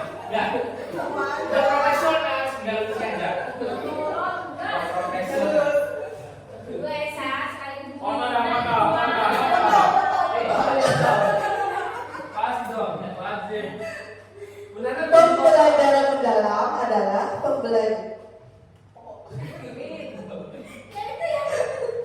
Pembelajaran mendalam adalah pendekatan pedagogik yang meliputi prinsip kesadaran, bermakna, dan menggembirakan. Itu menurut saya. Terima kasih Bunda. Boleh Bunda? Ada Bunda? Boleh? Saya udah maju ada kan. belum bacain aja. Oke, hampir sama ya. PM adalah pembelajaran bermakna, berfokus pada dalam belajar. PM adalah pembelajaran yang menekankan proses berkesadaran, bermakna, dan menggembirakan. PM merupakan pendekatan pembelajaran mendalam dengan mengedepankan proses dan pembelajaran menggembirakan bagi siswa. Betul. Tepuk tangan untuk siswa. Itu yang tadi kalau di awal ada yang bilang bahwa PM itu adalah kurikulum baru. Ternyata setelah kita belajar bersama, PM itu bukan kurikulum baru. Kita masih menggunakan kurikulum merdeka dengan pendekatan pembelajaran mendalam. Sebetulnya sih apa yang sudah kita lakukan selama ini rasanya sudah apa yang disampaikan juga sama ya. Sebetulnya kita sudah berjalan. Prinsip pembelajaran, memahami, mengaplikasi, merefleksi sudah kita laksanakan di kelas itu. Kemudian ada kerangka pembelajaran, praktik pedagogik. Kita sudah melaksanakannya, betul Pak? Kita sudah menggunakan model pembelajaran, kita sudah menggunakan metode pembelajaran, kemudian media juga kita gunakan, praktek lingkungan pembelajaran. Kita juga kadang-kadang bawa anak outing kelas, belajar di luar, kemudian belajar langsung. Misalnya ekosistem kita belajar langsung di sawah, kita belajar di lapangan. Sudah kita laksanakan. Kemudian pemanfaatan digital, alhamdulillah ya kita juga dalam pembelajaran sudah melaksanakan pembelajaran pemanfaatan digital. Sarana dan prasarana kita ada dan alhamdulillah kita sudah melaksanakan itu. Kemudian kemitraan pembelajaran. Kemitraan pembelajaran, wawancara bersama wirausaha sekitar, kita juga sudah perangkat desa, kita juga sudah kita laksanakan. Kemudian memanggil pihak lain untuk memberikan informasi-informasi terkait pembelajaran kita juga sudah melaksanakan. Hanya saja bahasa baru dalam PM. Tapi sebetulnya sih kita sudah ya melaksanakan. Menguatkan lagi. Menguatkan lagi. Ini ya kita. Kemudian prinsip pembelajaran tadi disingkat apa, Bapak Ibu? B, B, B yang pertama Berkesadaran. berkesadaran. Kadang-kadang sadar betul. Gak ada pikirannya di rumah, di sini, pikirannya di rumah. Gitu. Sebelum belajar kan kita sama satu. Sadar secara utuh. Iya, betul. Pembelajaran bermakna. Karena kan di akhir pembelajaran kita di awal dan di akhir pembelajaran kita menekankan pada siswa nih. Hari ini kita belajar Fotosintesis. fotosintesis misalnya. Kan kita tuh sudah merangkak apa sih pentingnya fotosintesis? Ngapain sih belajar fotosintesis itu? Maknanya tuh apa? Kita sudah manfaatnya tuh apa? Ada nggak sih manfaat? Kan kita tuh nggak kalau ngajar tuh nggak fotosintesis adalah Ya. prosesnya adalah gitu kan. Tapi padahal sih kita tuh sudah ya Bapak Ibu Ya, sudah betul. melaksanakan. Ini loh pentingnya fotosintesis. Ini loh pentingnya kita ngerti manfaat fotosintesis gitu kan. Ternyata sudah dari zaman Bu Haji dulu dari Sudah iya, kelihatan yang ada gitu. Kemudian menggembirakan. Kita juga di kelas sering banget nih diskusi kelompok, presentasi, tepuk-tepuk ya, tepuk sistem gerak, nama-nama tulang kita praktekkan. Dan itu tuh sebetulnya ya pembelajaran yang menggembirakan untuk anak-anak, betul nggak? Bukan cuma duduk, nulis, mendengarkan. Lama gitu ya. Ternyata alhamdulillah kita juga sebetulnya sudah melaksanakan itu. Hanya sekarang tinggal lebih Kuat kan. dikuatkan, diperdalam lagi gitu kan. Kemudian kelas rendah juga ada kok bisa. Tadi saya lihat juga praktek kelas 1 ya, keluarga tuh ya, judulnya keluarga tuh dihias-hias gitu kan, foto ayah ibunya, diberikan kolase, itu juga menggembirakan. Betul nggak? Bukan hanya menyebutkan ayah tuh seorang laki-laki yang bekerja, kan bukan hanya itu, tapi ada juga praktek-prakteknya. Misalkan Asmaul Husna dibuat kolase, dibuat apa, itu juga kan menggembirakan sehingga anak tuh mudah ingat gitu. Iya. Oh iya, Asmaul Husna itu ya Rahman ya Rahim itu artinya ini. Waktu itu kak saya pernah praktek ini gitu. Jadi proses pembelajaran yang menggembirakan itu membuat anak lebih mudah untuk mengingat. Bahkan sampai sekarang nih aku ingat banget, saya ingat waktu di SD pernah belajar magnet. Kan kalau kita cuma ngomong utara dan selatan, yang didekatkan akan menyatu. Tarik menarik. Kumaha tarik menarik ya kan? Tapi ketika kita praktek ada magnetnya, semua anak mencoba dan itu menggembirakan. Sampai sekarang enggak. Nah, tarik menarik, ceplok, gitu kan? Pas utara dan utara didekatkan, susah. Mau di satu juga nggak bisa. Nah itu sifat-sifat magnet. Itu anak akan lebih ingat sampai kapanpun insya Allah. Karena pembelajaran itu menggembirakan. Tepuk tangan dulu. Ya. Nah, ini masih ada ujian. Nah, dari materi-materi yang sudah kita pelajari itu sebetulnya menciptakan satu produk makanan kita sehari-hari. Namanya RPM, Rencana Pembelajaran Mendalam. Bukan modul lagi. Bukan RPP lagi. Jadi dulu kan kita RPP, modul aja. Sekarang sebutnya apa? RPM, Rencana Pembelajaran Mendalam. RPM namanya. Nah, di RPM ini Hardcore ya. ada Terus support. Itu support.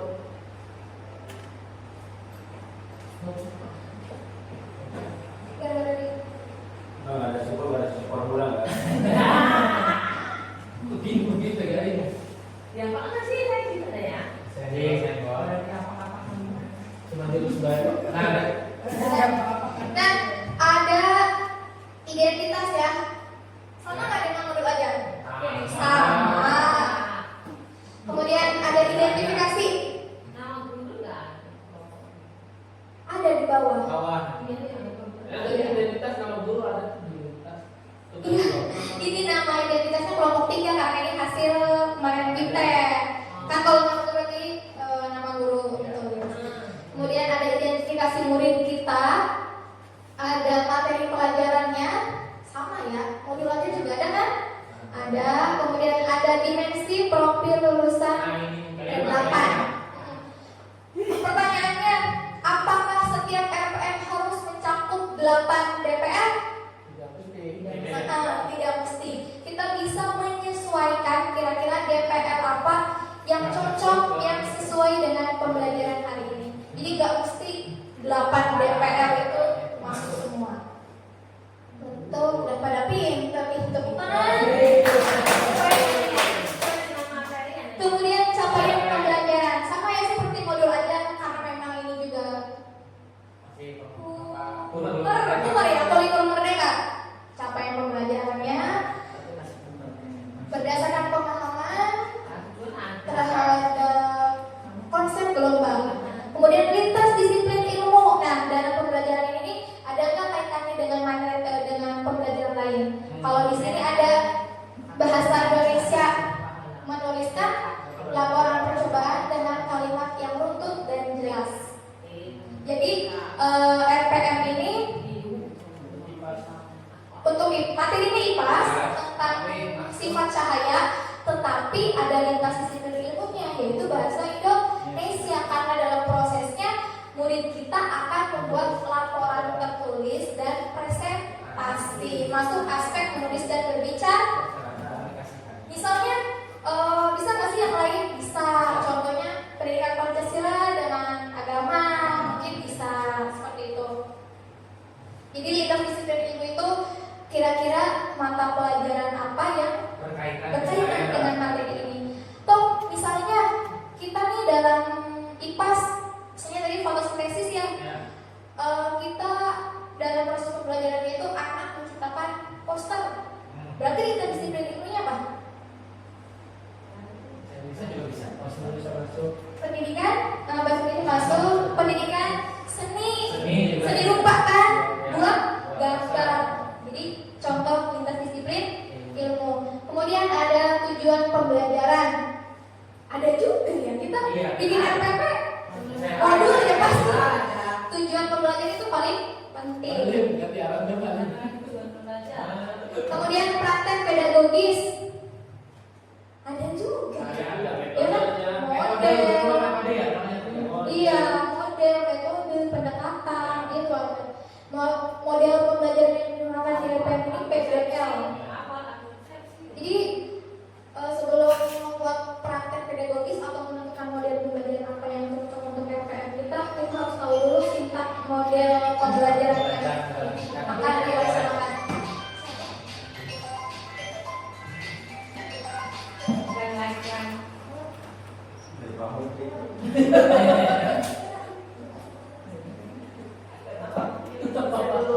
Terima kasih sudah mengimplementasikan.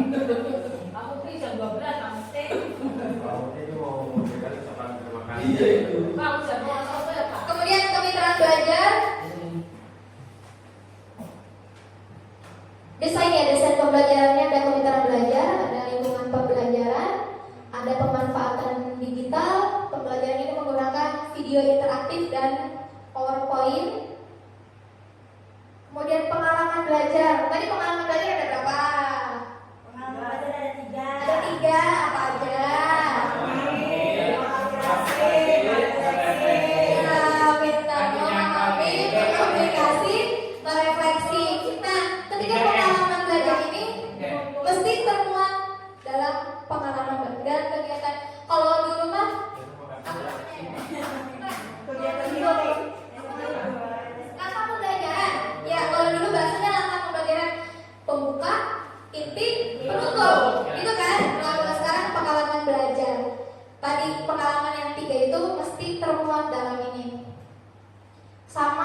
awal prinsip berkesadaran dan mengembirakan.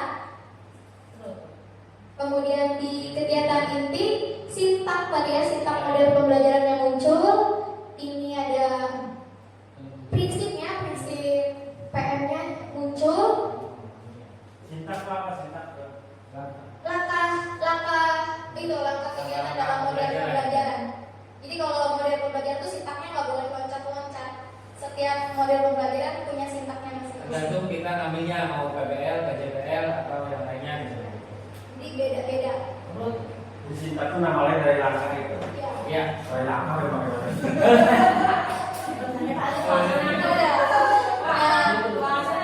ya bertahapan lah, langkah tahapan. Tahapan pertama, tahapan kedua.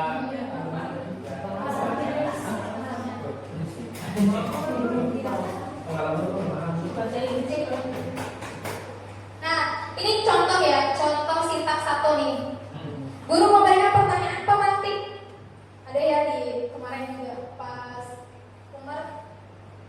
Kemudian muncul ininya DPL-nya komunikasi. Karena nanti kan ketika guru memberikan pertanyaan pasti siswa menjawab kan, merespon. Nah, muncul DPL komunikasi. Kemudian prinsip berkesadaran. Iya, sadar bahwa pertanyaan itu tuh pentingnya materi itu apa. Kemudian muncul juga memahami pengalaman belajarnya. Di kegiatan ini muncul pemahaman untuk siswa. Kemudian yang kedua, peserta didik dan guru melakukan tanya jawab mengenai pertanyaan. Muncul juga nih DPL komunikasi dan penalaran kritis. Kemudian tiga, murid mengamati video mengenai sifat cahaya. Mengamati video, anak tuh kalau lihat media pembelajarannya, lihat video itu senang. Jadi muncullah prinsip menggembirakan. Tapi di samping menggembirakan ternyata juga ada pengalaman memahami. Gitu. Kemudian kegiatan penutup. Nah, yang terakhir ada asesmen pembelajaran. Asesmen pada awal pembelajarannya tidak ada pada PPM ini. Kemudian pada prosesnya ada teknik asesmen penilaian sikap yang berupa lembar observasi, penilaian keterampilan berupa penilaian kinerja, dan instrumen asesmennya. Nah, di akhir pembelajaran itu ada teks tertulis berupa uraian. Kemudian ini lampirannya seperti biasa nih, udah makanan kita ya. Kalau ada RPM pasti ada bahan ajarnya. Cahaya dan sifat. Cahaya dan sifatnya. Kemudian ada bahan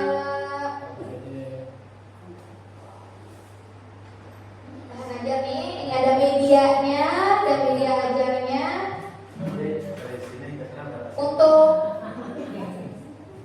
kegiatan kelompok anak. Kemudian ada LKPD yang harus diselesaikan oleh setiap kelompok.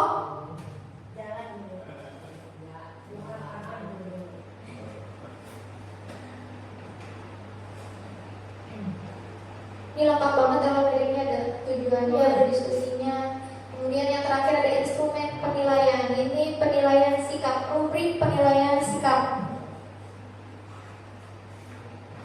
Ada nggak bedanya sama yang biasa kita bikin? Sama aja ya. Ini ada aspek di sini. Berarti di sini apa nih? Keimanan dan ketakwaan. DPL betul. Aspeknya itu adalah aspek DPL yang kita munculkan dalam RPM tadi. RPM ini nih, DPL apa yang muncul? Misalnya ada 5 DPL, maka di lembar penilaian sikapnya 5 DPL. Kalau misalnya hanya 2, berarti di sininya berarti aspeknya hanya 2, sesuai dengan DPL apa yang muncul pada pembelajaran kita. Ini indikatornya.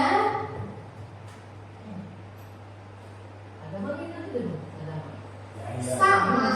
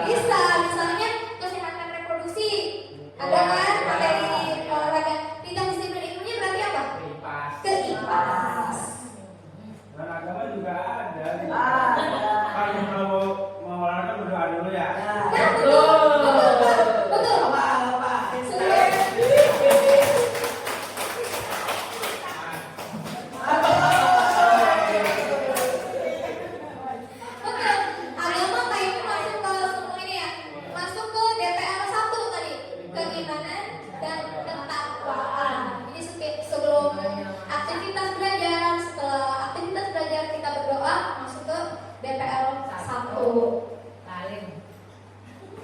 Nah, ini soal evaluasinya.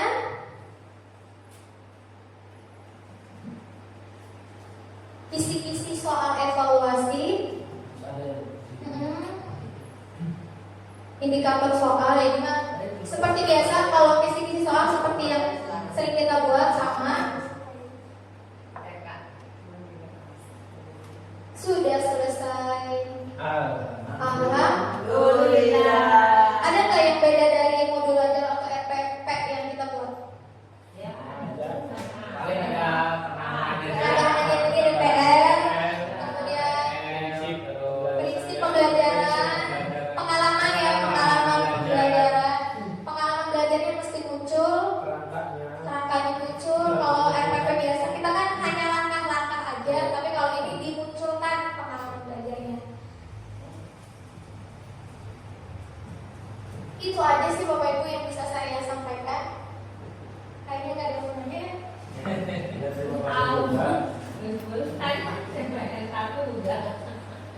Atau mungkin Bapak Ibu ada yang ingin menyampaikan sesuatu?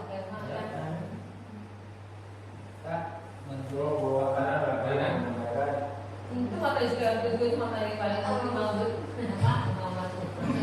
Jadi sekarang sudah lebih ngeh ya Bu?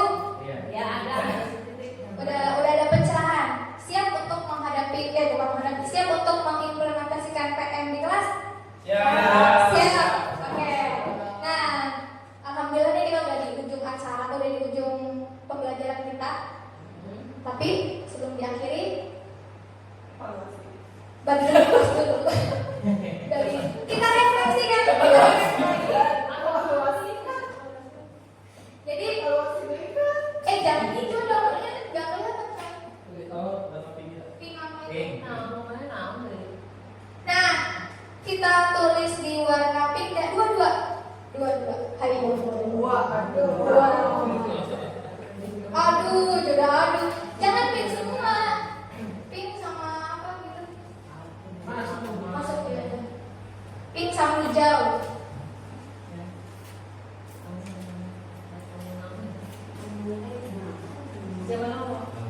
Loro. Lanjut teleponan.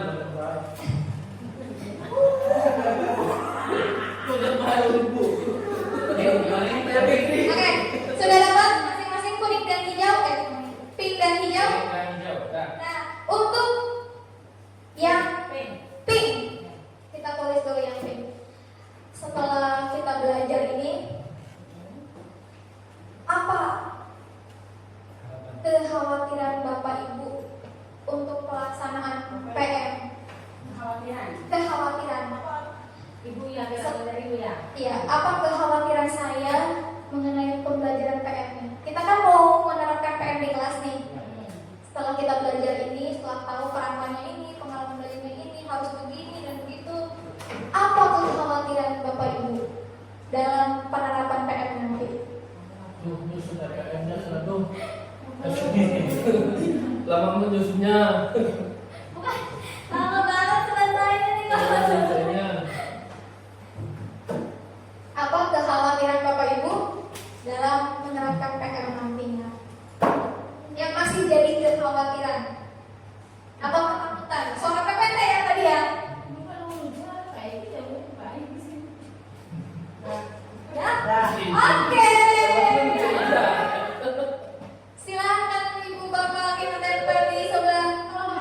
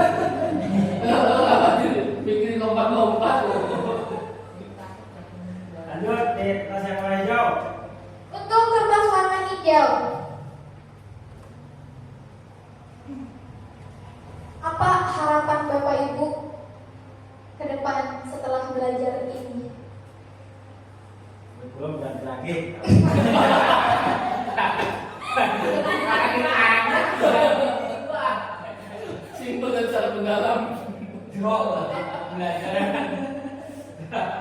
Terus pusing. Iya, ada banyak harapan. Wow. Dan pusing siapa? Tetap bayar, Bu.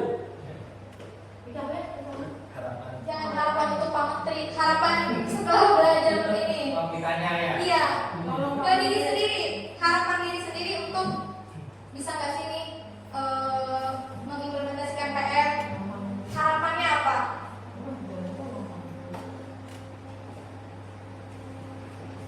Harapannya enggak, belum jangan ada lagi. Baru dari ribet. Ngomong cuma guru apa disederhanakan aplikasinya. Tenang betul lebih mana? Lebih sederhana. Berarti kok.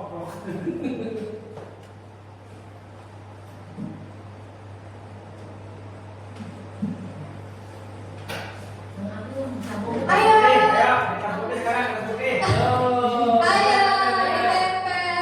Ini yang hijau kanan, yang pink kiri. Balik. Itu ini kan itu. Kan ini kanan. Oh, itu letaknya, itu letaknya.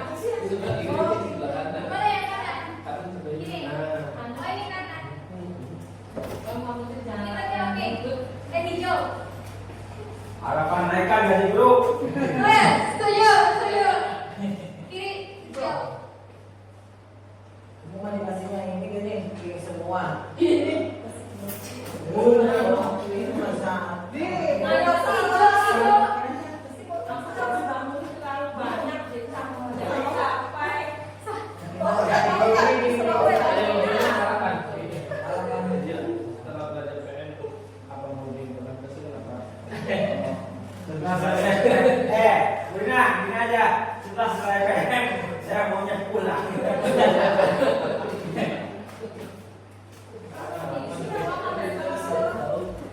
Yang bilang apa sih umur yang hijau? Harapan. Ya kamu deh. Kalau kamu sih jangan lagi lah, jangan lagi terus.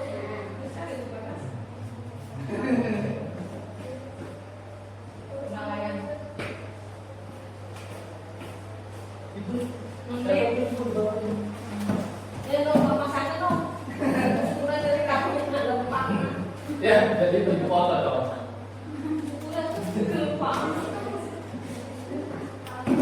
Aku akan capek nih. Udah jangan gue Pak Menteri. Kalau Pak Menteri jangan ganti-ganti Pak. Kamu kembali.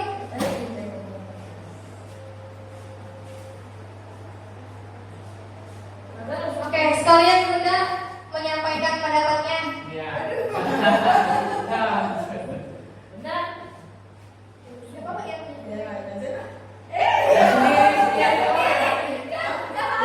Dari penyampaian ke saya. Soalnya Bu Ibu mau jualan mesti kok sini.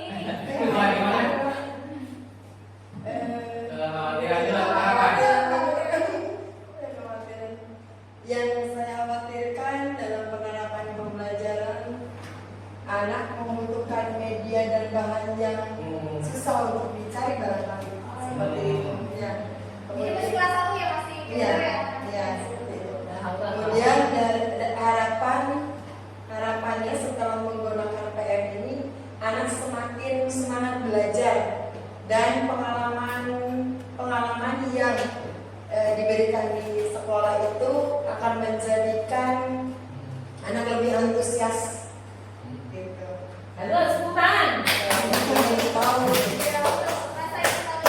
Terima kasih. Nah, katanya tadi harapannya semoga anak menjadi lebih antusias tadi. Karena kita sudah Udah selalu jadi gagal kan? karena sudah menerapkan prinsip menggembirakan, jadi anak semakin antusias untuk belajar.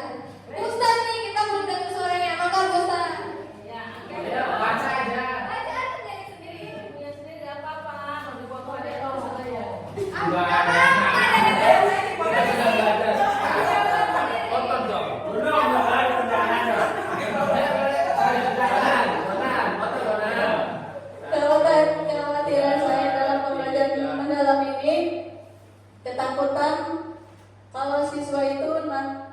lebih banyak tahu daripada guru. Ya wes, Terus harapannya supaya pembelajarannya itu nanti lebih menarik dan menyenangkan. Gas dari perjalanan apa benar? Bingung ya. Udah, terakhir dulu dua-duanya sambil ditempel sambil di Bawa bawah dulu. Untung bodoh mematah bener loh. Jangan. Mengakan apa Kekhawatiran PM. Jalan-jalan. Terus lagi yang diperoleh mereka memiliki kesadaran untuk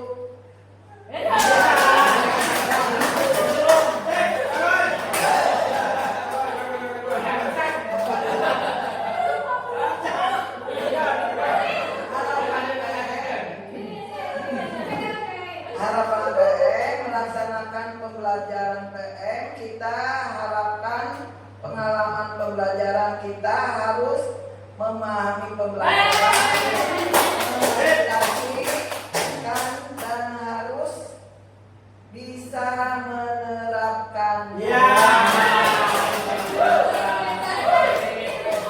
Ini Bapak Ibu definisi. Bapak-bapak belum. Bapak-bapak belum. Bapak belum ya.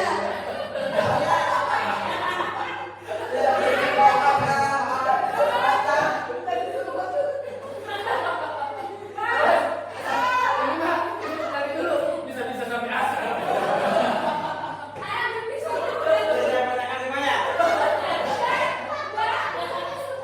Siapa yang kasih mana? Ya, oke. Siap. Awas sampai asal. Ini kekhawatiran penerapan proses pembelajaran mendalam yang dikhawatirkan ini siswa itu kurang bisa merespon karena begitu banyaknya langkah-langkah yang diterapkan dalam PR tersebut. Di samping notabene siswa khusus di SD ini kan daya nalar dari pikir anak kan belum tergali dan belum punya daya nalar yang kuat, sehingga apalagi kelas 1 seperti Bunda tadi Bunda Iba.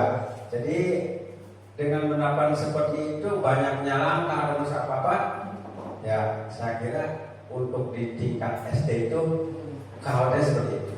Kalau di tingkat SMP SMA bisa kan gitu, tidak masalah gitu, no problem. Sebab daya nalar anak itu sudah ada kan gitu.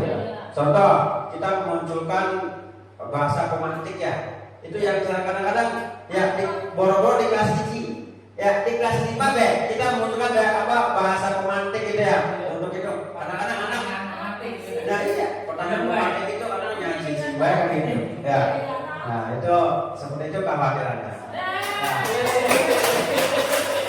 Bahwa administrasi diminimalkan supaya kita semua fokus dalam proses pembelajaran. Betul. Semoga apa yang menjadi kekhawatiran kita bersama ini bisa kita lawan dengan suara-suara PPB kita. Semangat! Semangat! Insya Allah kekhawatiran ini semuanya musnah dan hilang. Muncullah tindakan positif kita untuk menciptakan, merealisasikan harapan-harapan kita, dan semoga harapan-harapan kita terwujud untuk peningkatan pembelajaran dan pendidikan kita. Jadi yang lebih baik lagi. Mungkin itu saja yang bisa saya dan Pak Dayang sampaikan. Kurang lebihnya mohon maaf. Mari kita sama-sama terus belajar lagi supaya jadi guru